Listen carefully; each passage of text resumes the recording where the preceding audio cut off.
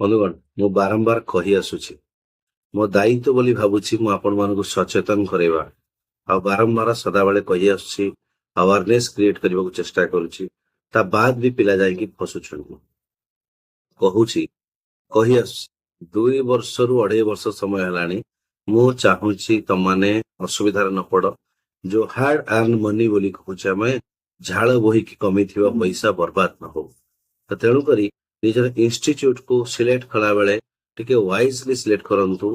ପ୍ରତିଦିନ ଖବର ମୋ ପାଖରେ ପହଞ୍ଚୁଛି ପ୍ରତିଦିନ ମତେ ପିଲାଙ୍କର କରୁଣ କାହାଣୀ ମୋ ପାଖରେ ଆସି ପହଞ୍ଚି ମେସେଜ ପହଞ୍ଚି କମେଣ୍ଟ ପହଞ୍ଚୁଛି ଯେ ସେମାନେ ଠକାମିରେ ଶିକାର ହେଇଛନ୍ତି।